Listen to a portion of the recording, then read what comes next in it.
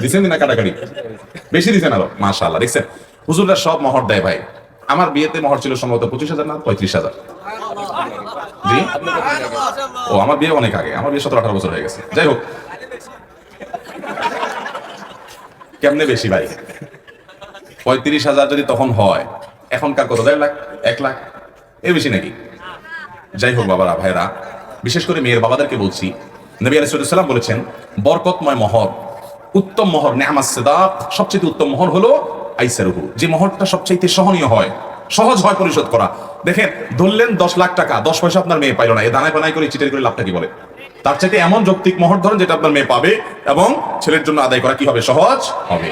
আমি বিভিন্ন জায়গায় বলি, যদি অনেক বেশি মহর ধরে ফেলছে, আগে কিছু বলতে পারেন নাই, তাহলে এখন স্ত্রী বরাবর দরখাস্ত লিখবেন, বরাবর মোহতারামা স্ত্রী, বিষয় মোহর কমিয়ে দেওয়ার আবেদনপত্র যথাবিহিত সম্মান